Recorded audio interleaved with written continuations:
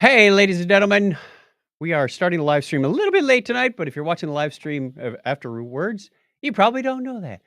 Craig is having some audio issues. It seems like something on his system continues to increase the volume on his microphone. He has checked all the system settings. He's unchecked the one on StreamYard that says auto adjust my microphone, but yet it still goes and his audio is coming out overblown. So we don't want to send you a podcast with distorted, loud audio. So he's going to stop Chrome and try this on Firefox. See what happens. He'll be back in a moment. In the meantime, uh, just wanted to thank everybody for joining us. Hope you had a wonderful April because it's gone. It's now May as you're watching this, or if you're live streaming it. There's a couple people in the chat. Hey, welcome aboard. I know some people have been waiting out there. Hello, Drew. Drew all the way from England. Man, it's late for you, buddy. Isn't tomorrow a work day? It is for me. I am in full conference mode, doing all those last minute things. I have stickers ready to go for the conference, lots of different stickers. I have lanyard clips that clip on your lanyard for the conference of various sizes, not sizes, but just different events, different colors. It's a holiday, bank holiday, probably. That's what they call it in the UK. They have a lot of those. What what holiday falls on May 1st? Hang on. Let's Google it. UK bank holidays 2023. May 1st, early May bank holiday. That's a good name for it. We already had Good Friday on the 7th, Easter Monday on the 10th, Spring Bank Holiday on May 29th, Summer Bank Holiday on August 28th, Christmas and Boxing Day. All right. So there I wonder why they call them bank holidays. Just because the bank is closed? All right, Craig is All right. back. Let's see. All right, let's see if my volume stays where it's supposed to. No, it's jumping Well, up. just jumped up again. Arrgh. Now you can hear what's going on while we Yeah. want to All right, figure this out. give me one more moment, please. I'll be right You back. bet. All right. There are lots of holidays. I have on Google Calendars, I turn on some of the holidays for other places in the year or other locations and what they celebrate. For example, I have holidays in India turned on. I know Friday is, and I'm going to massacre these names. I know I will. Friday, May 5th is Buddha. I have to make sure I can read this. Purnima slash Visak. Friday is also Cinco de Mayo in the United States. Actually, that's celebrated in the United States. It's yellow and it's on the United States calendar. I've got early May bank holiday. I've got UK calendars and Malaysian because I used to deal with in my old job had Malaysia holidays. I had to pay attention to those. It's always handy to know when your coworkers are not around or your colleagues and you're trying to reach them. And you can't get a hold of them. You look at the calendar and go, "Oh, it's the first day of Asia Pacific American what is it? Month celebration day." What does this say? I zoomed in and then I can't read it. now I'm just now I'm just massacring this calendar because it's all over the place. It is the first day of Asian Pacific American Heritage Month. Okay, so maybe we should have had Kyle on tonight Oh yeah, because it's the first day of Asian Pacific American Heritage Month. that's a mouthful, but yeah, that'd be cool. Yeah, why don't they just call it like Oceania Day or something? Yeah, actually, you know what? I think I think you got it. Firefox is actually working. I logged in with Chrome a moment ago, and it's staying static. And I turned off the auto Right. adjust mic volume. So Next okay, Saturday the 6th is the coronation of King Charles III. that's right.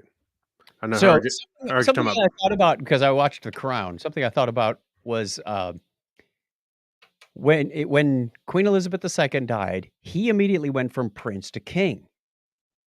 So, William immediately became the Prince of Wales, but they haven't had that ceremony yet, so I suspect Mhm. they're gonna do that ceremony after the Is king's that coronation. also a ceremony? I don't know. Yes. Didn't Okay. you watch The Crown?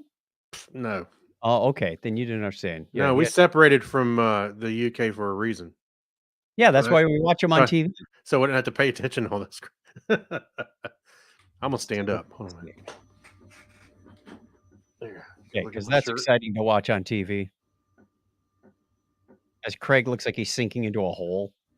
Yeah, Ah, it's quicksand. It's podcast quicksand. that's right.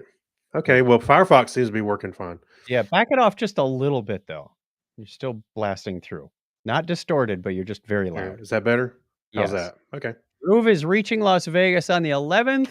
Craig and I will be up on the 12th. I'm going to be spending most of Saturday and Sunday with my family and then do my transition over to the hotel on Monday, Monday. The 15th, 14th, 15th, 15th. Look forward to meeting you, Drew. Yes. We've known about Drew for a long time. It's an awesome time to be in London.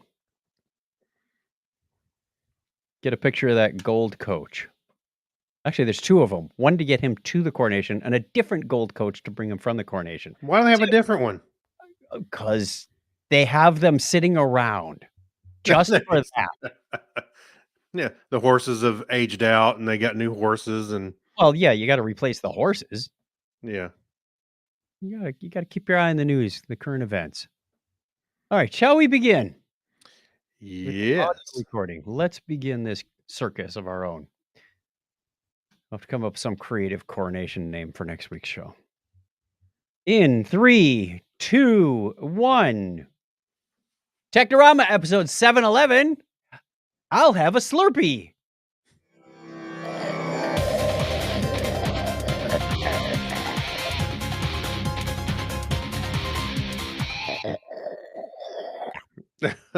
Just finished it off. Refreshing. Hey, welcome to Technorama, the show that takes a lighthearted look at tech, science, sci-fi, and all things geek. If this is your first time joining us, welcome! Welcome to the show. And if you're returning, welcome back. We appreciate you giving us your time. My name is Chuck Tomasi from Phoenix, Arizona, and joining me right over there is Craig Stepp. How are you, Craig? I'm doing great, man. I had a fantastic weekend. A little frustration with the microphone before the show. If you're watching the live stream video, you know what we're talking about. If you're getting the audio podcast, you missed 10 minutes of boring, exciting stuff. Yeah, I don't know what that. I'm serious. I mean, there's a set. We use StreamYard to record the shows. There's a setting in there that says automatically adjust my audio. I turned it off, and when I log in and use the website through Chrome, right back up to 100%. Yeah, using Chrome, it seemed to ignore that setting. Using Ghosts Firefox, in the machines. Ghosts in the machines. you know what? Firefox is looking pretty good as an alternative right now. Maybe it's one of your crazy extensions. I don't have any crazy. How many extensions do you have in Chrome right now? Don't look, because then it'll cause the problem. Don't look. No, I'm just. You have extensions in Chrome that could be doing something.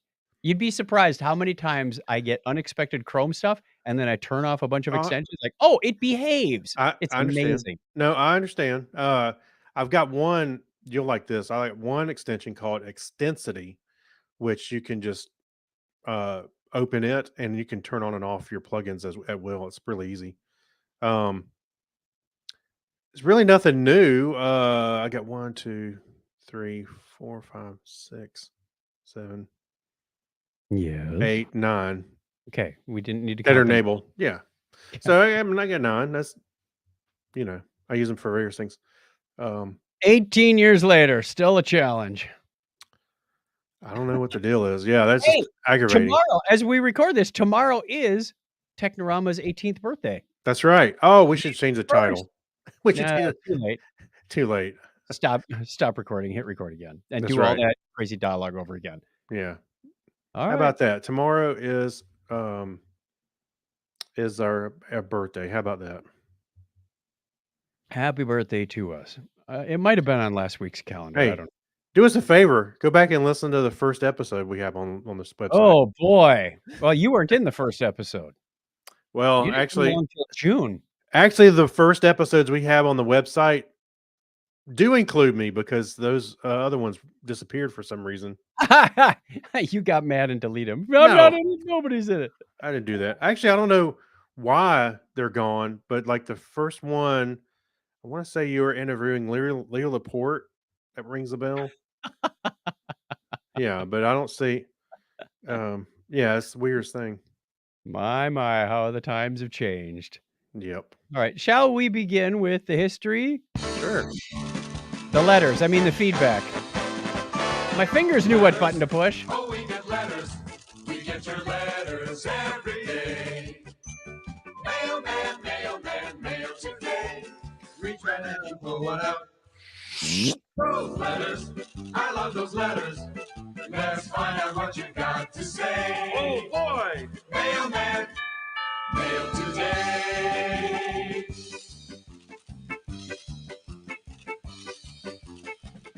You can let the whole thing play. Yes, let the All whole right. thing play. Here, I was Mhm. you were talking about plugins, so I thought I'd plug you in. Here you go. Oh! Oh wait, Right. wrong, wrong ear. I do that just to watch them flinch the wrong way. Yeah. Okay, last week we asked you what characters and universes would make for the most interesting trading places, and we got back some responses on Facebook, along with some others. Of Yep. course, Kyle was here last week, and he said, "Hey, what if Spock attended Hogwarts and Hermione was on the Enterprise? That would be way too logical." Mike Yeah. Robinson says Han Solo and Ron Weasley. Can you imagine Han learning magic while Ron suddenly finds himself next to Chewie coming out of Lightspeed? He also said Godzilla and about any other character from anywhere. I want to see Godzilla wearing the Infinity Gauntlet attacking the TARDIS. Oh my gosh, that would be something to see? Wow. Just thinking about it, I'm blowing the budget. Then we have John Kratzer who said Darth Vader at Starfleet Academy and Chekhov on the Death Star. Actually, I would thought it said choke off like Darth Vader would do. Oh, bloomch. Yeah. Our buddy Steve Steve London said the Predator and Stitch. Yes. Well, you That'd think be about it, Stitch yeah. was a bit of a he was in disguise most of the time. Yeah.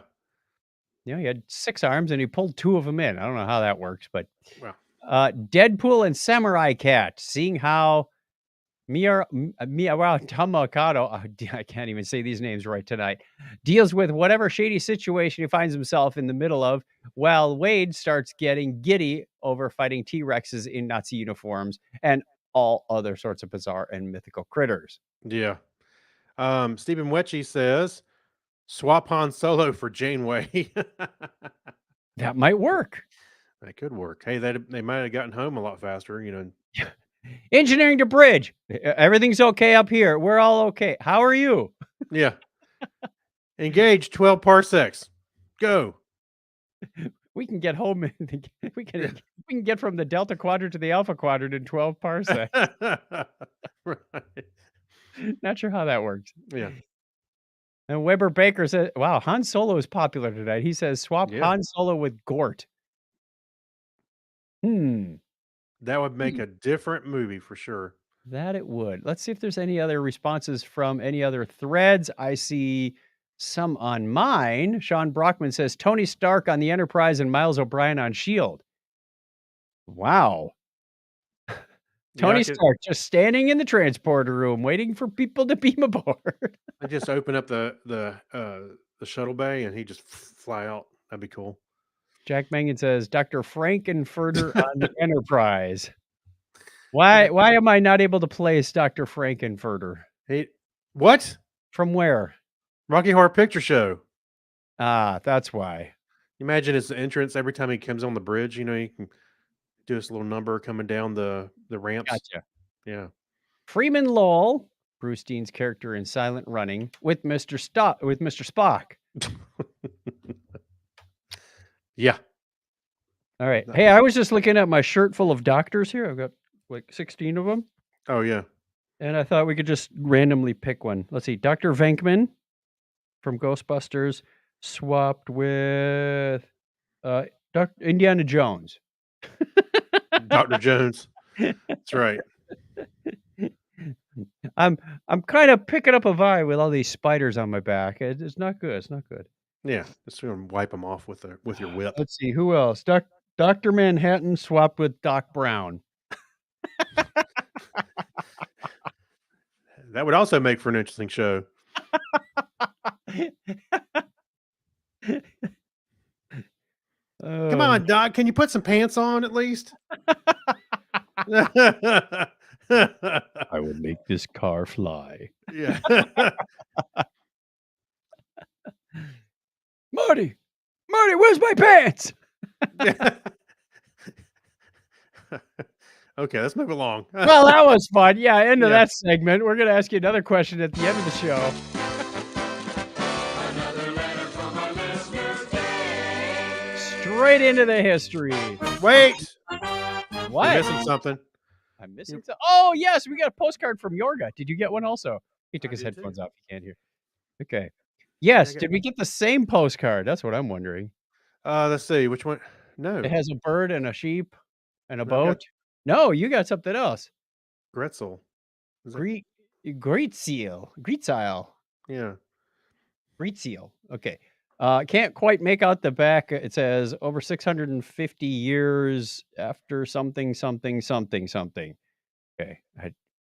Not quite what that says, but thank you from Yorga and Martine. Let's see. Greetings from Gritzel. Yorga, I'm unsubscribing. Thanks for the memories. What? I'm Did yours kidding. have a bite out of it? You didn't say that. No, it's not. No, mine's pristine actually. Mine got mangled at the post office. You know, I think I've still got it, but one year I got pictures for sure. But one year he sent me something. It was more than a postcard, but it got mangled badly on the way. I was trying to even figure out what it was. But I think it was some cards and something else. Anyway, yeah, the thing got mangled while it was trying to make it through customs, I guess. I don't know. Sometimes they go through that letter machine so fast. They Yeah. just get And the letter caught. machine it's like a claw machine. I'm sure. Alrighty, onward to the history now. Yes. History now. On this day in history for May 3rd, 2023, it's the 123rd day of the year in the Gregorian calendar. It brings back memories of Lotus 123. There are 242 days remaining in 2023. I'll make up something for 242 later. It was on this date in 1715 that a total solar eclipse was visible across northern Europe and northern Asia, as predicted by Edmund Halley, to within 4 minutes of accuracy. Any minute now. Any minute. Yeah, any minute. And go. On May 3rd, 1837, the University of Athens was founded in Athens, Georgia. No, Greece. It's a good place for it. Yeah. 71 years ago today, the Kentucky Derby was televised nationally for the first time on CBS Network. All right, there we CBS are at Network. the first running of the Kentucky Derby. Oh, it's not the first. It wouldn't be the first running. It was just the first one on television. Yeah. And also today in 1952, Lieutenant Colonels Joseph O. Fletcher and William P. Benedict of the United States landed a plane at the North Pole. Not anymore, they didn't. It's too much water up there. It's Darn sinking. global warming. Yeah. That same date in 1978, the first unsolicited bulk commercial email, which would later be known as spam. Yeah. It was sent by a Digital Equipment Corporation marketing representative to every ARPANET address on the west coast of the United States. Hey, Oh. wait, guys, I've got a great idea. 4 people got that email, Yeah. Well, if 50% of them replied, they won. and 3 people clicked on it and got a virus. Yeah. So May 3rd, 2000, the sport of geocaching began, and the first cache placed and the coordinates from a GPS posted on Usenet. Wow. Ooh. Usenet. I had a friend who did a lot of geocaching in the early days. He must have been a pioneer. I've taken Harrison this several times, and we did it on the It's not scouting so events. novel anymore, though. I mean, before you had to have like this dedicated handheld GPS device that was the size of a brick phone, and it was hard and expensive, and there weren't that many of them. Now it's pretty common, and you can use your phone. Oh, I think it's great. Get outside, go hiking, go do it. Yeah. Yep. Then you go put a little rubber stamp in a book and be done with it. Okay, happy birthday goes out of this date to Italian historian and philosopher Niccolo Machiavelli, born on this date in 1469. And born May 3rd, 1695, French physicist and engineer. He invented the pilot tube. No, Is that read what- that closer. Pitot. Oh, Pitot tube? Pitot? I think it's Pitot because he's Yeah, French. Pitot. He invented the Pitot tube. I was thinking of those tubes on Henri Futurama. Pitot. I was thinking of those tubes on Futurama. Instead of he called it the Pitot tube instead of the Henri tube. Anyway, Italian mathematician and physicist Vito Volterra was born on this date in 1860. And mathematician, you already read that one. Born May 3rd, 1879, Australian businessman and soldier, co-founded Qantas Fergus McMaster. I think there's a comma in there. I know. I was going to say, I just kind of read through it. His name is Fergus McMaster. His name wasn't Fergus Qantas? Who would have known? Yeah. George Paget Thomson, the English physicist and academic, Nobel Prize laureate, was born 131 years ago today. Now, Bing Crosby, American singer and actor, was born on that same date in 1903. White Christmas. Right. German-Danish mathematician and academic Werner Fenkel, born on this date in 1905. And good news! James Brown, the American singer, songwriter, producer, and actor, was born. Good news. I don't. I just. You just crossed. I feel good. You just crossed Farnsworth with James Brown. I was trying to make it sound like back. I want to kiss myself. I was trying to make it sound like James Brown. The American. Well, he was born 90 years ago today. We'll talk about him later. American singer and actor Frankie Valli is 89, 1 year apart exactly. And last but not least, born May 3rd, 1935, American businessman who founded the Ronco Company. It's Ron Popeil. Steve Webb says it's Pitot tube, not Pitot. I told you. I told you. Yeah. Craig correcting me on pronunciations. Yeah, that's right. Listener birthdays this week include May 3rd. We got a couple of them. K.O. Wright from Long-time Hawaii. listener. Long-time listener. The third is also the birthday of Leon, one of our Patreon members. Another long-time listener. Joe Machowski from on the podcast on the 5th. And 3 of them on the 6th. Amber Pace, Bill Barber, and Steve Bickle. And make that 4. Brian Brown. 4 birthdays on the 6th. That's all we need. Just 4 birthdays. Finally, on the 8th is Curtis Parrish. Happy birthday to all of you. We wish you all the best for this next coming year. Hoping you're all still around. Hey, by the way, just I'll throw in one from last week because it came in today, or maybe I just missed. Frank Lopez from Glendale, New York. His birthday was on the 26th. Oh, happy birthday. Yeah. All right. That's the way it was on this day in history for May 3rd, 2023. Don't forget, if you want to get on the birthday calendar, you go over to click, chuckchat.com/birthday. Sorry, I didn't have my, there you go. Craig, your clue is when I start reading the birthdays, you get that thing ready. How's that? Yeah. Well, actually, I went to the thing because I'm using it in Firefox and the themes weren't open. I had to go click again to find the theme. I'm not casting stones because the same thing happens to me in church. Every time the music starts, I'm changing camera angles and whatnot, and I forget to put the title up that tells people at home what we're singing. I'm getting better though. I think I got like 6 out of 7 of them today.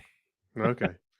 It's like, oh, there's music playing somewhere. I gotta have a subtitle in here that I set up before the service began. Right. All right, should we do some news, everyone? Good news. Oh, say good news, everyone. Yeah. Oh, I just said that for Fry's benefit. Now do it like James Brown. Speaking of James Webb Space Telescope is out there continuing to make discoveries. Of course, this was launched late 2021, and it discovered 7 proto-galaxies from a mere 650 million years after the Big Bang. Now, remember, we can't see further back in time than about 380 million years. Well, that's because the universe was still kind of opaque. Right. And we didn't have any discernment about what happened before then yet. But these galaxies, there are some interesting facts in here. This reminds me of the Hubble Deep Field, but only better because if you go back, basic space physics, the universe is expanding, and as things move away from you, 10, universe expand. Yeah. Go to 20. Stop. I'm You said explaining something. basic. You said basic. I'm explaining something. Okay. As the universe is expanding, Mhm. galaxies are getting further away, and as things move away from you, the light tends to shift towards the red end of the spectrum. Okay, that's why it's called a red shift. If you can't Yep. remember that, remember cars going away from you, you see red tail lights. Okay, Yes. that's Mhm. how you know they're moving away from you. They're going so fast that their white tail lights have shifted to red. No, I'm just kidding. Okay, that's your mnemonic to remember the difference between red shift and blue shift. Blue shift coming towards you, red Mr. shift coming away. Tomasi, can I Okay, go to the yes, bathroom? Can I go to the no, bathroom? no. Okay, now these are so far away and so old that the light has shifted into the infrared, which is exactly what JWST does. That's the best. That's what it was built to see is infrared stuff. Hubble Mhm. can't do that. It can go down into the red and just that's about it. Right. So this is cool because they discovered that these galaxies are moving at over 2 million miles an hour or 3.2 million kilometers per hour. Now, to give you a sense of perspective, that's 1,000 times faster than a bullet being fired by a rifle. Like, wow. That is Okay. amazing. These Yeah. things are moving. They are Mhm. moving very, very fast. There were some other interesting facts in here. Let's see if I can find them. The there's That's not another very interesting. there's another telescope coming that's supposed to launch in 2027. Okay, Mhm. hashtag star safe harbor, safe harbor, safe harbor. Because you know when things are supposed to launch and when they actually launch is Yeah. subject to many variables. Safe harbor. Yep. Don't sue us. It's called the Nancy Grace Roman Space Telescope. Supposed to launch in 2027, which will also see in the infrared. So it will see things 200 times greater than Hubble. So remember the deep field thing that Hubble caught, and everybody went, "Wow, look at all these galaxies, and this is supposed to be a dark patch of sky." It's gonna get better, people. It just keeps getting better. So amazing pictures. We encourage you to go to the show notes for episode 711, 711 over at chuckchat.com. You can take down the birthday banner, by the way. Oh, sorry. I was making sure we got it covered. Yeah, quite. All right. So, do you know? Steve Webb's, we were talking about the James Webb Space Telescope, and Steve Webb says, no relation. Right. Thank you for the clarification. Right. Do you know who Nancy Grace was? Not the lady on the news. No. So, Nancy Grace Roman is a pioneering scientist who served as NASA's first chief astronomer from 61 to 63. That recently. Mhm. Excellent. Yeah, that's why they're naming it after her. Great. Great tribute. Love seeing it. All right. Also in the space news, well, remember Voyager 1 and Voyager 2 that were I love that Star Trek series. rocketed off? Yeah. No, that was Voyager number 5. Feature. Okay. Yes. Well, Voyager 2 is starting to run down on its power source. Hmm. I guess that Energizer Bunny just isn't going. Yeah. Well, It's slowing down. it's only been 45 years. They said, well, they would have had to shut it down this year, but they discovered how to extend it. This feels like Star Trek. Tap Yes. into emergency reserves. That's exactly what they Hey, did. it's just like on my phone, they put the power saving mode on. Kind of. Yeah. They said, we always have this little reserve around to regulate the spacecraft's voltage. We don't need that anymore. I mean, what's going to happen at this point? Yeah. Would have been a real problem if it happened between Jupiter and Saturn back in the early 80s. Yeah. I but mean, we got even if it starts to decline at a slightly faster rate, you've gotten a lot of mileage out of this thing. they're getting 3 more years out of it. They'll get it going till 2026, and then that's probably going to be the end of Voyager 2. Voyager 1 is still going, and they talk about all the great things that it did and how they launched the two of them, went to visit Jupiter and Saturn, and you forget how impactful this mission was. It just Mhm. changed space. Up Yeah. until then, we thought, hey, the only volcanoes in the universe are here on Earth. Wrong. They discovered Io. Oh yeah. Hey, the only oceans we know about are ours. Wrong. They discovered oceans on Europa. Right. And it just kept going and going and going. And that's throwback to the Energizer Bunny, I guess. So it's They said Voyager 2 is currently 12.3 billion miles away from Earth and counting. Voyager 1 is also facing an expiration date. It's currently 14.7 billion miles away. So it's pretty amazing. We covered the stories on this a few years ago when they went beyond the heliopause. This is where our solar flare, solar energy, solar wind basically stops. Yeah. It's a sphere around our entire solar system, and that's like, okay, that's how big our solar system is. And they're outside of that now. They're technically in interstellar space.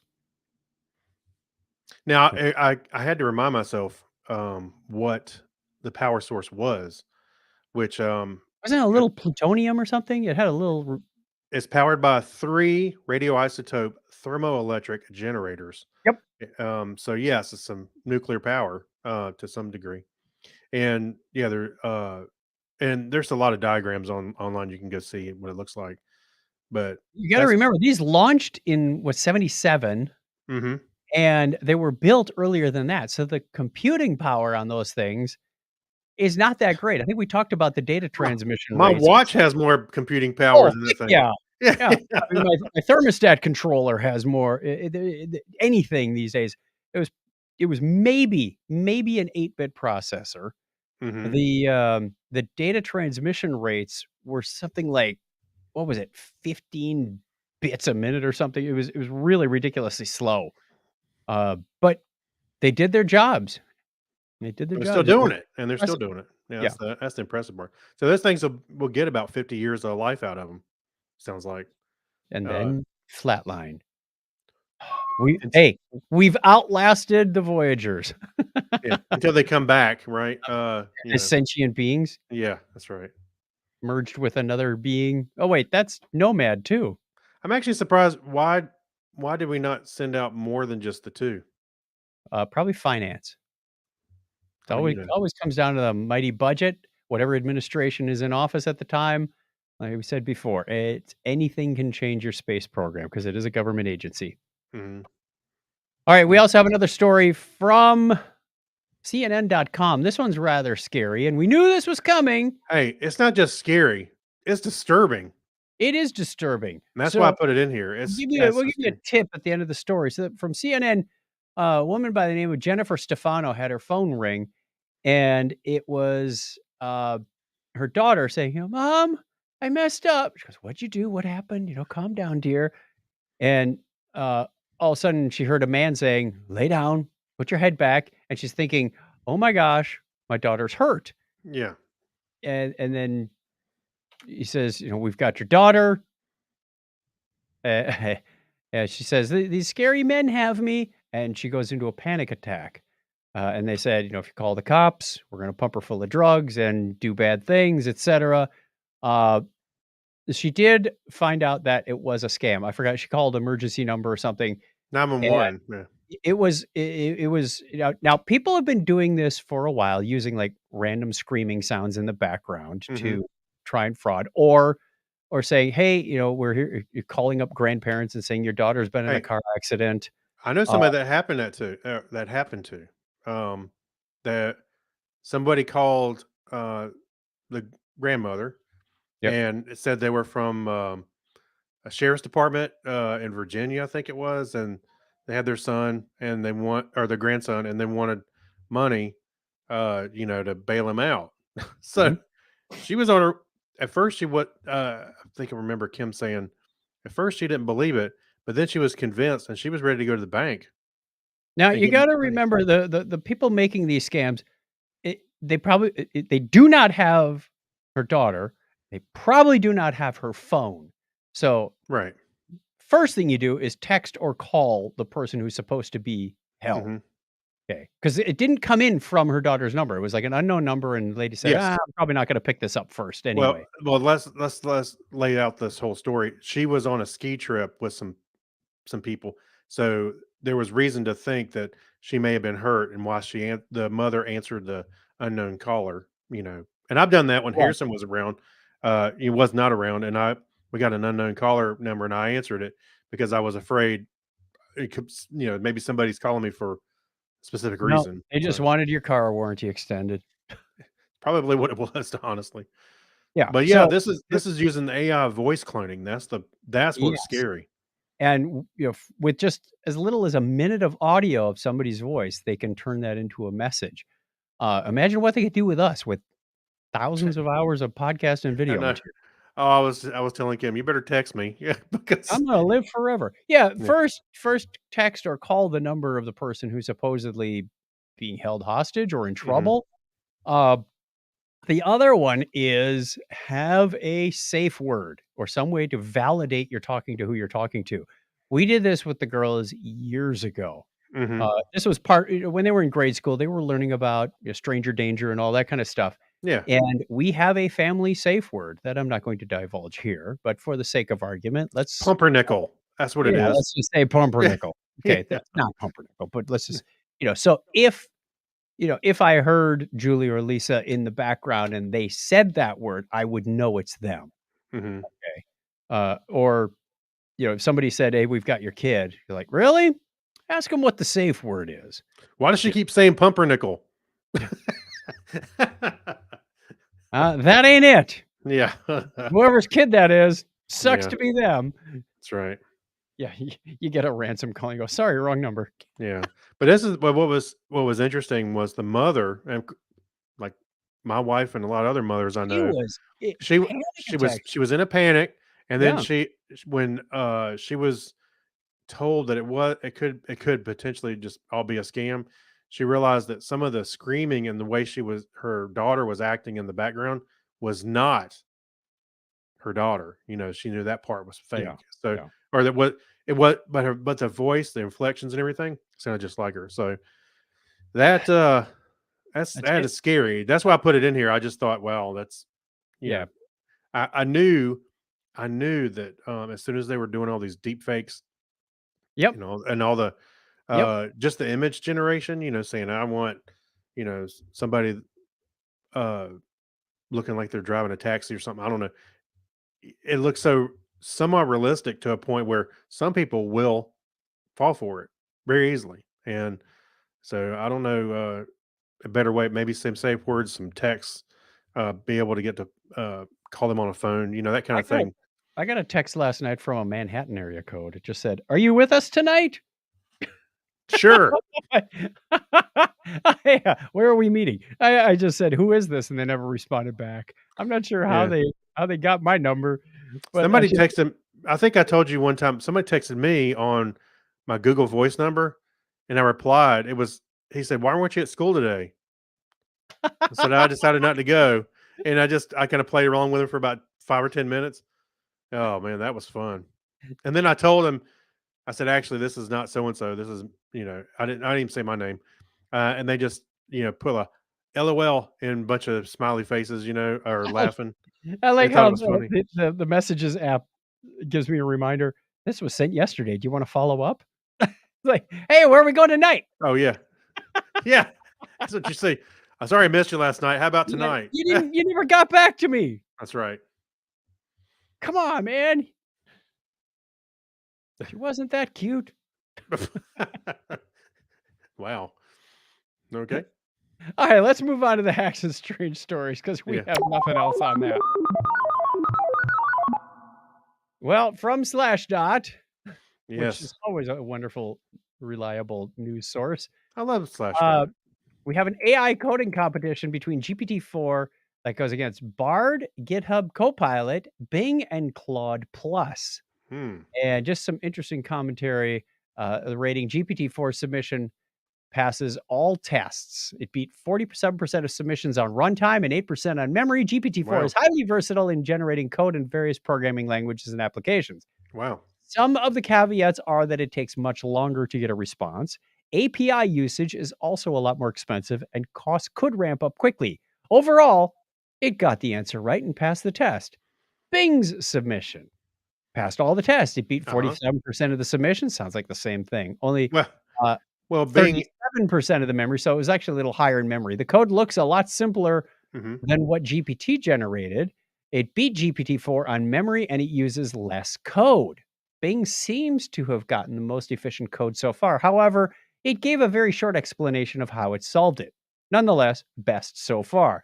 Now, Now, wait a minute. Hold on one second before we continue on. So, correct me if I'm wrong. Isn't Bing's AI chat or GPT-4? It is. So, I would mm, imagine they'd be similar. maybe. Yeah, It, okay. yeah. Now, both Bard and Claude Plus failed the submission test badly. While GitHub Copilot passes all the tests. It scored better than 30% of the submissions on runtime and 37% on memory. Now, So isn't GitHub Copilot also I GPT-4? think they're all based on a similar engine, but you got to remember there's all the rules and tuning and the remember the story we did about how you could run this stuff on a Raspberry Pi if you had the 7 billion parameters, whatever it was. That was Mhm. the lightweight one. So it's all in how you adjust it. There you go. GitHub has unveiled the latest version of its generative AI coding tool, Copilot X, now with GPT-4 integration. So, I'm surprised they got away with calling it Copilot because that's what Microsoft's product is going to be called. guess who owns GitHub? Microsoft. That's right. Okay. This But is interesting, though.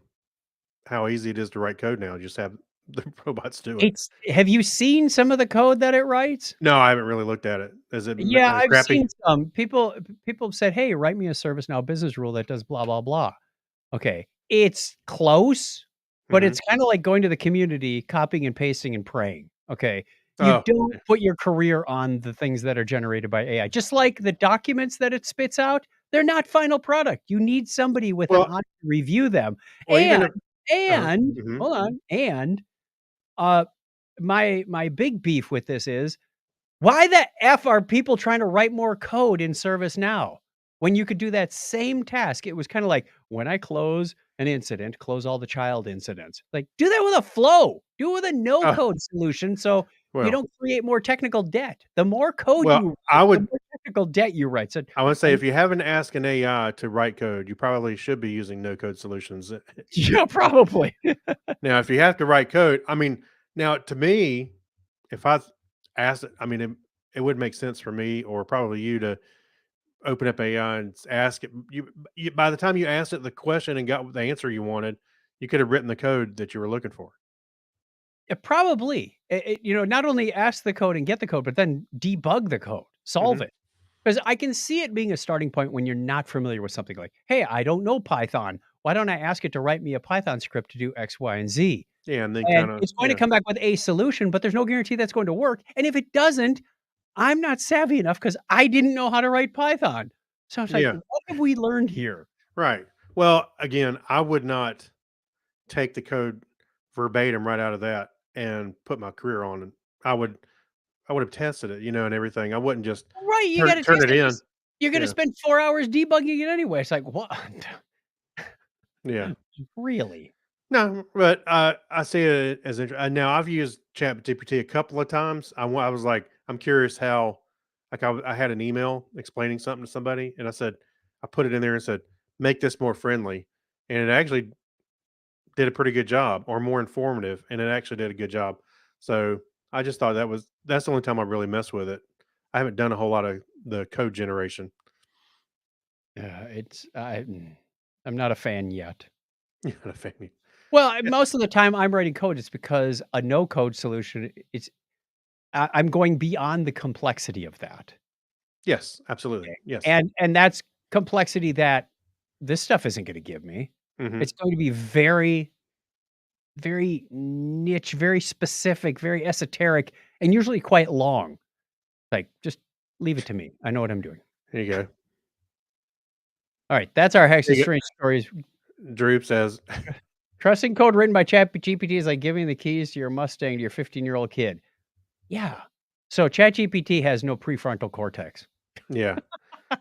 Well, I would also argue if you're, like I said, if you're a programmer, you shouldn't be asking the robot to write code for you. You should be writing the code.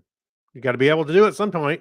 What Oh, happens when ChatGPT goes down and you're like, I got to get my project done? You could be in trouble. So, time to call up that friend in Ukraine that you had. yeah. Let's give a quick shout out to the chat room. You can watch us Sunday nights at 8:30 Eastern time by going to our Facebook page or YouTube. Just look for Technorama Podcast. We're around. You're around. Druva's around. Steve. Who else did we have? He I think was that there. pretty much Yeah, Steve there. Yep, that chimed in. Usually Mike Robinson is around. He's always out there. A few others. Thank you very much for watching us. We appreciate it. Or if you're watching later, we appreciate that as well. Or if you're just hanging out, listening to the audio podcast in the traditional way that comes out Tuesday night, Wednesday morning, thank you very much for hanging out with us. Let's also give a huge thanks to our patrons. These are the people who make the show financially possible, and in return, they get a special episode just for them for as little as $1 an episode. Craig is on the titles now. Yes. We don't need to replace him with ChatGPT. Not yet. Yeah, not yet. That's right. Thank you to Alexis Duran, Amber Elstad, Amy Bowen, Abner Braverman, Ben Vaughn, Brian Brown, Chris Martinez. I'm going to put this to music at some point. It's become so rhythmic. Chris MC, Dan DeMan Coyer, Dean Jensen, Denise Inglis, Gary Lindros, John Clifford, John Noble. That John Noble? Jorg Schrawin, Crazy Joe Adventures, Kyle Nishioka, Leon, and Leon, and the rest. Mark Guilfoyle, Brad Miller, Mike Willis, Saturday Morning Media, Steve Weshy, Steve Cody, Steve. Wait, let's see if we can do this. Steve Weshy, Steve Cody, Steve Therian, Steve Webb, Steve London, Tim Cook. Nope, not quite. No. Couldn't quite make that fit the William Tell overture, but we're working on it. Let's just substitute in different songs and see if you can guess which one it is, because I don't know what that was. You can do this by going to patreon.com/Technorama Podcast. If you find this entertaining or educational in some way, shape, or form, we appreciate the return for as little as $1 a show. Makes a huge difference. I've got a shock mount here that is about to die, that needs replacing, that you people help fund. Craig has had microphone issues tonight. Yeah. We don't know what's up with that, but we'll I know. fix it somehow. Not Well, going to buy him a whole new computer. A hammer. Percussive maintenance works That's every time. That's right. So thank you, let's fade out the music and get on with the rest of the show. Head on over to patreon.com/Technorama Podcast. Couple of things in the Pass Me the Remote as Craig jots down some notes quickly. I'm going to start the first one. We mentioned James Brown's birthday this morning, which is earlier in the show this morning. We've been doing the show all day. Yeah. Episode on Netflix called Get On Up. It's kind of a Bohemian Rhapsody Rocket Man story about James Brown. Not a pure, true documentary, but an interesting insight into his life, his songs, his entertainment, and oddly enough, it's played by Chadwick Boseman, Really? who does a pretty decent I've- James Brown. I've seen the previews for that. I haven't seen it. Yes. That's something I need to go watch. It's very entertaining. Yeah. He was. It starts out with, of course, with his infamous 1980. What was it? 88. With the pickup truck and the shotgun and getting tracked down and busted for drugs. And it was not a glorious ending towards the end of his career. But the way he got started and the way he alienated his friends and whatnot was there was a nice ending. I'm not going to spoil it for you. I thought it was very well done. What do you have? I don't think I really watched anything. I was just I just put my name on there in case it came to me. There was, I know it. There is one thing I do want to see. I was curious about on Netflix called The King of Collectibles. Where they talk about people collecting everything from shoes to, whatever else. Hoarders? No, like to make money off of them. Resell them. Okay. Yeah. So that's on my list. I want to see. But I don't think I really watched anything. Kim and I were out of town all weekend, and so I just really didn't watch much. I was busy. Drew also said, it's like a drug first. It will write code for you, make you lazy, and then ask money for it. That's what ChatGPT is. Oh, great. That's just what we need, right? First one's free, man. Why is ChatGPT asking me for Cheetos and Mountain Dew?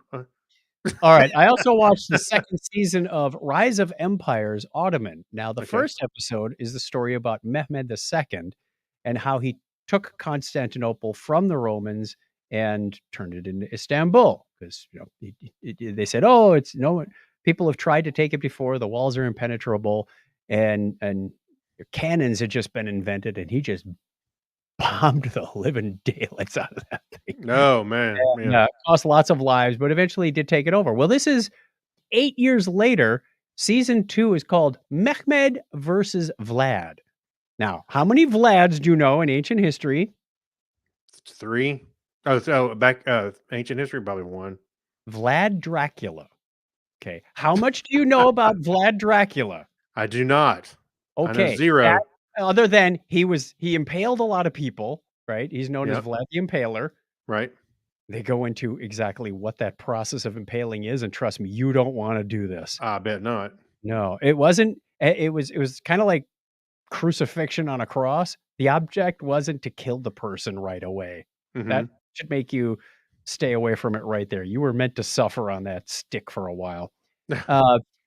He was not a blood-sucking vampire. That story came out of some author's mind in the 1800s, like 400 years after all this took place. So this is around 1453, 1462.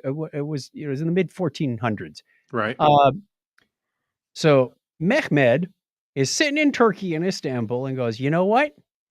My empire is doing pretty good. The Romans are not. I'm going to take over Rome, and I'm going to march through, and I'm going to get Venice. I'm going to take over all of Eastern Europe. Wow. Well, Okay. sitting in the middle of this is he's got everything up to Bulgaria, so like the lower half of that peninsula, blocked by Wallachia, which is now generally Romania. And on Mhm. the other side of Wallachia is Hungary, and Hungary is a powerful empire. So, little bit of backstory. Vlad Dracula and his brother, Radu, were actually sort of given to Mehmed's dad because Vlad's dad was the ruler of Wallachia, and they made I some think you're agree- making these names up. No. This Okay. is all scholarly history stuff. This isn't a made up story. Okay. And it gives you an insight as to why Vlad turned out the way he did, and what happened to him at the end. I kept watching this going, I don't know anything about this story, and I want to know who wins, because it comes down to literally Vlad versus Mehmed in the Ottoman camp in Wallachia, a few miles south of the capital city. I was like, I was edge of the seat. I burned through this. I think it was like 5 Wow. parts in like 2 nights. It was worth watching. So, yeah, Rise of Empires Ottoman.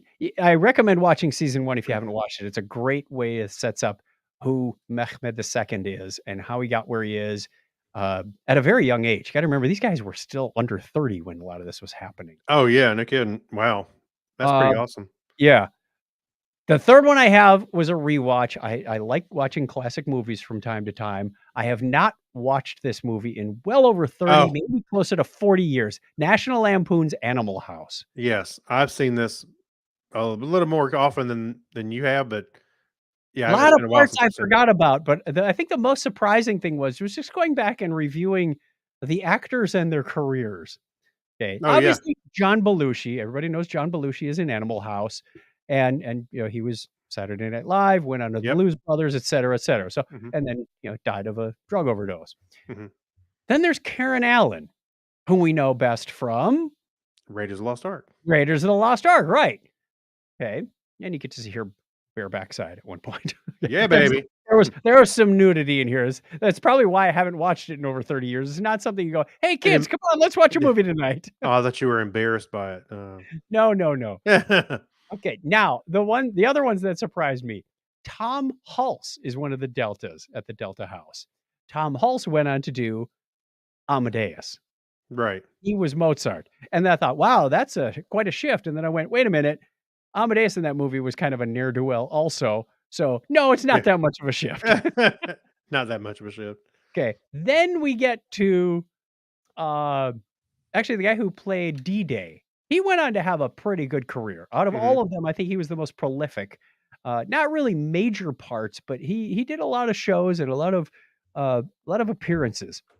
But the one that got me was when Niedermeyer from the Alpha House, whatever it was, he was on the back of his horse yelling at the recruits, and he said 2 lines that stuck out and just, like, shot me in the head. Okay. He says, "You're all worthless and weak. Now drop and give me 20." And I went, Right. "That's exactly what the dad says on the Twisted Sister video." And then I went, he is the dad on the Twisted Sister video. Oh, yeah, absolutely, yes. I went, the dots connected. Call me slow or just that I haven't seen this movie in so Oh. long. I forgot that guy says that line. That's And I went, funny. "Oh my gosh, that is so bizarre," that I went, "That's pretty darn cool that they were able to capture him in that character again." Just, "What do you wanna do with your life?" "I wanna rock." That's right, yeah. And by the way, I would close whenever I was DJing, whenever we closed up for the night, Yeah. I made last call, played a couple more songs, and then I would always play that over. You say it's over? It ain't over until we decide it is. And that whole speech, I Yeah. played that every night when I go to close out at night. Did they say it was over when the Germans bombed Pearl Harbor? Germans? Yeah, let him. He's rolling. He's on a roll. He's rolling. He's I on a always roll. thought it was he's on a roll. No, he's rolling. Oh, Like, okay, close enough. yeah, Yeah, so there were some subtle corrections to my, memory of some of yeah, these lines, that's but funny. it was weird because 'cause they're all sitting around. He just jumps up off the floor and goes, "Hey, what's all this sitting around?" Yeah, Going, that was kind of out of nowhere. yeah, And a lot of Belushi's acting was sort of silent mime stuff for a while, and in all honesty, he didn't do it that well in my opinion. yeah, yeah. But anyway, so that was a fun rewatch. Donna didn't wanna watch it. She didn't want to watch it. You made her watch it. No, I started it and she was, like, in the kitchen and then left and went in Okay. the bedroom. Well, I did put something in here. I actually went and pulled up a YouTube channel that I watch a lot, and this is called Thoughty Two, and he's a British YouTuber that comes up with these strange topics and comes up with a lot of good information on it. And from what I understand, he tries to be factual about it. Like the brutal reality of terraforming Mars, the unraveling the mysteries of the Amityville horror, uh, why spontaneous human combustion is real. There's a bunch of there's a bunch of videos, and they go from about 15 to 20 minutes. Some of them are longer. It's Hmm, some good stuff. It's some really good stuff. I think you might like that, Chuck. I So will take a look at it. why? Yeah. So do that. Yeah, he's a fun watch sometimes. I probably got more YouTube subscriptions than I really need. When I got in here, go to the top. I got what 159 subscriptions, something like that. It's ridiculous. All right, let's go over to the media corner, see what's happening there. Welcome to Blockhead Video. Hey, where can I find some good information about music and TV and videos and things? Over here in the media corner. Actually, based on that last segment, I felt like we were in the media corner. I know, This right? is You could have just this rolled into it. this is from Deadline.com. The Roddenberry Archive and Otoy, or OTOY, unveil a new virtual Star Trek experience, allowing Trekkies to examine every evolution of the Starship Enterprise bridge and even walk around and poke Yes. at things. This was a lot of fun. I did take a look at their new web portal that they have, Mhm. which is over at roddenberry.x.io. Yep. And there's like an LCARS interface. There were some ships in here that honestly I don't ever remember seeing, but maybe they were out of video games or something. Well, I think there's good reason for that because some of those ships didn't exist. One of those being the The Enterprise. No, the Enterprise from the Phase 2. That was never. I don't think they Yeah. ever built the set, but they had The designs for it. well, and they had production artwork for the XCV330, which preceded, in a timeline anyway, the NX-01, but it was the TOS production artwork, which I Yeah, thought and was interesting because they've got this thing rendered, and the interior looks nothing like, No. not to mention the exterior. Yeah, and Well- actually, this looks like one of those NASA prototypes what they think ships are going to look like in the future. It's all circular and like rings. And Well, you it's kind of need interesting that shit. for artificial gravity, but they came up with gravity plating anyway. Yeah. Uh, there were it gets a little ridiculous at times. You can scroll through the timeline at the bottom, and they've got uh like the refits as you go through the different movies. Hmm. Okay, so we've got Star Trek motion picture starting our date 2271, Wrath of Khan 2285. Okay, so 14 years later the ship is going to look a little differently. 2285 they got it going down in flames. Then you get into the Going down a flame. NCC 1701A. Mhm. 2286 the bridge looks different than 2287 on the Final Frontier. Looks really different than 6 years later Mhm. in when it's decommissioned in the undiscovered country. And they did the same kind of thing with the Enterprise. Well, the D we knew changed.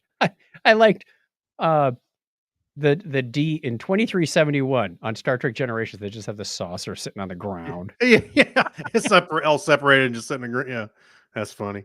But yeah, the Enterprise E in 3 different movies. First Contact, Insurrection, and Nemesis, and the bridge looks different every time. Some of these, they're just like they change the color of the chair. Why would you change the color of the chair You from know, one year to the? I'll be honest with you, that kind of stuff bugs me. Especially like Marvel movies when Yeah, they have to change the for whatever reason, they change the hotel, and then person's they change suit. the uniforms, Yeah, they right? change the suit from one to the other. And Star Trek's like that. They do different uniforms all the time. So they can sell uniforms to the Yeah. cosplayer. Now the Enterprise E, each bridge is very similar, but like you said, it's maybe the floor plating is different color, the seats are different color. You know, Hotels don't even change their furniture that often, no, and they not get the more wear and tear. not the one I go to in San Although Diego. although you think about it, as many times as these ships have been shot to heck, they Yeah. probably do need a refit once a year. The captain's chair's down again. We got to get a new one. Well, a Um, lot of fun, a lot of fun. I was walking around the original TOS 1701, yeah, and when you center something on the screen, it's like, "Ooh, Spock's viewfinder," and you click it, and it turns it on. It's like it's just yeah, an LED lights out, like, "Ooh," yeah. you move over a little bit, and then I discovered if you're sitting at the science station right next to Mhm. Spock's scanner, there's an intership comm panel, like the little wedge thing with the screen on it and the Yeah. button. And then you go over to Uhura's panel. There's another one, like 4 steps away. Do you think Uhura and Spock ever called them? It's like, "Hey, Spock, come Yeah. over here." They're sending text messages to each Right, other. it's like text messaging someone in the Yeah, room next to you. Like, you are that's right. clearly abusing the technology. Don't tell anybody, but Kirk has something on the back of his shirt. Yeah, right. That's right. He's got that kick me sign on the back. No, jerk is a Kirk. Kirk is a jerk. You said it backwards. You said it backwards, dude. Kirk is a Jerk. jerk? You said jerk is a Kirk. Did I? I'm gonna go Yes, you did. roll back the footage. Just say. Actually, I'll tell you what else is interesting. I like on here is they included Doug Drexler's NX-01 refit, which is the same ship from Star Trek Enterprise. If Enterprise had gone through to season 5, they were gonna refit that Get particular the whole Enterprise lower and give hull. it Yeah. and give it more of a look that starts to become in line with what you know on the Mhm, TOS Star Trek, which I mhm. like the look of it. I think it's really cool. Although Some of there's these no they just some of these they navigation just board. have the ship picture, the exterior shot, because you never got to see the inside of, like, 1701J from 400 years in the future. So, yeah, we'll have to mention this on our next topic is Trek. Yeah, that's what I was going to remind everybody that we do another podcast. We do the topic is Trek with Clinton. As a matter of fact, it's a good time to go subscribe because we'll be recording this coming week right after you hear this. Over at the So, topic is Trek.com. so yeah, go check us out. All right, that takes us to the end of the show. We have one question of the week for you, as promised earlier. What movie blew your mind when you saw it? I can tell you right now, Tell me what's on your mind.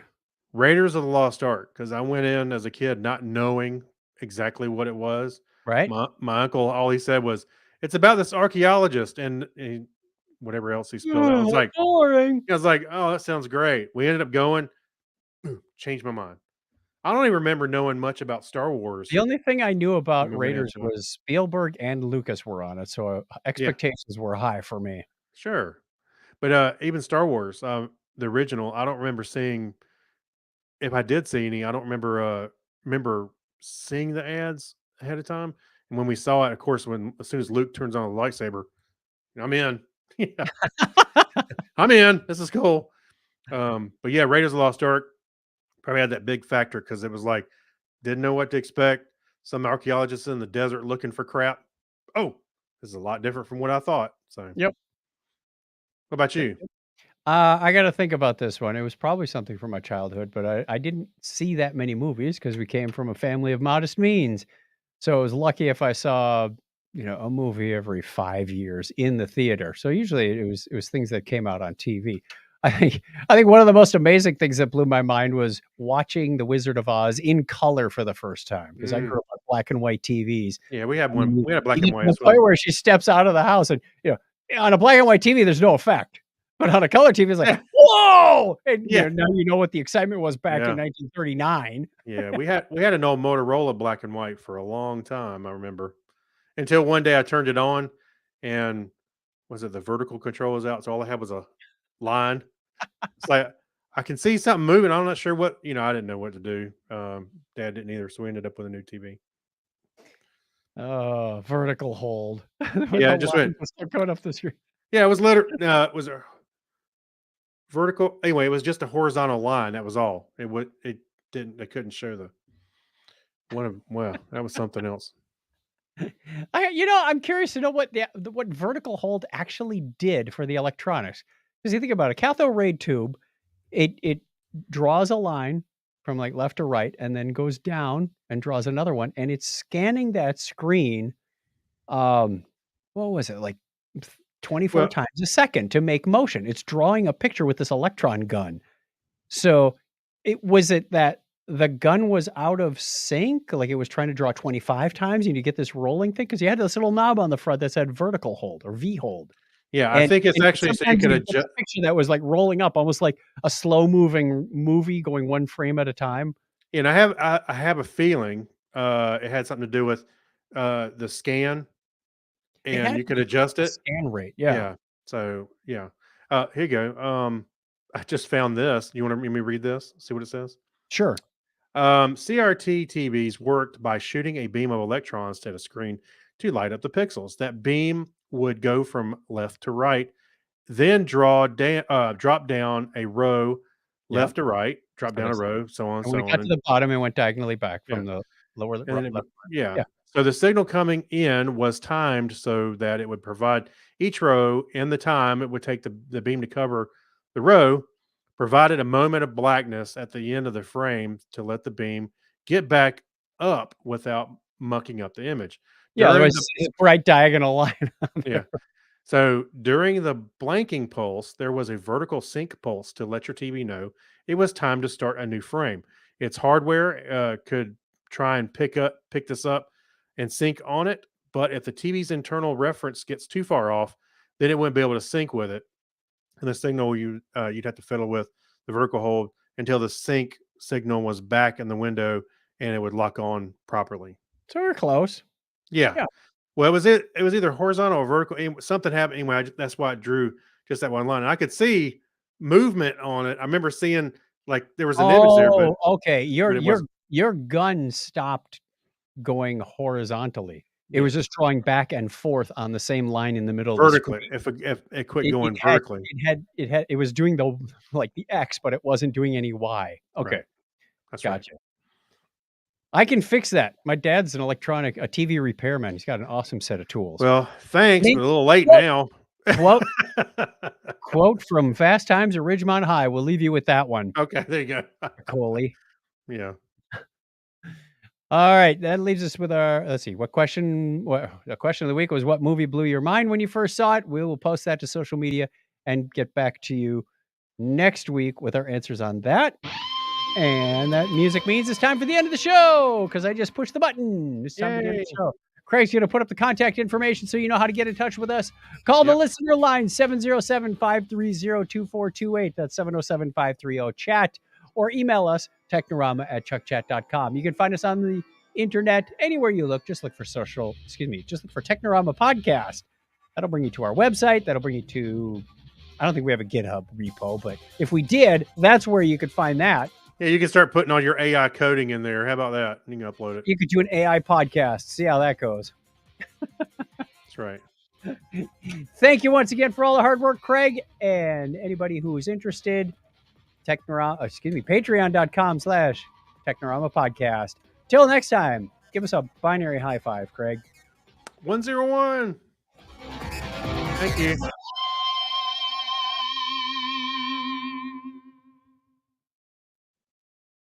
Recording stopped. All right. Thanks, And everybody. that takes care of our video broadcast. We're going to go record our Patreon show and release it tomorrow. So those of you who have contributed, thank you once again. We will talk to you real soon, but that won't make any sense unless you're watching live.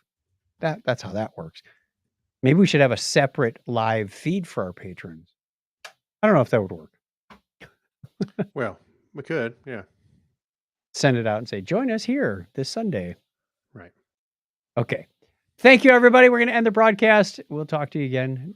Not next Sunday. We will be out. No, one more. We got one more. Yes, we got one Then more. we're out for 2 in May. So we got first weekend in May, which is the 7th. We'll be broadcasting on the 7th. So look for the podcast to come out on the 10th. Mm-hmm. We'll have a couple weeks off. That's because right. of our work conference. Then we'll be Yeah. back at the end of May. All right. Hopefully, I don't know. Are we doing one for Memorial Day? You going anywhere for Memorial Day? Nah, I don't I'm think not so. either. Okay. Hey, and next week I'm going to try to go see Guardians of the Galaxy 3 before I start traveling and working and all that stuff for knowledge.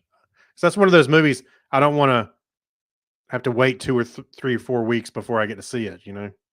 And then you'll blame social media for spoiling it because you It wa- had to read what somebody posted. After 4 weeks, you're going to stay off social media and everything?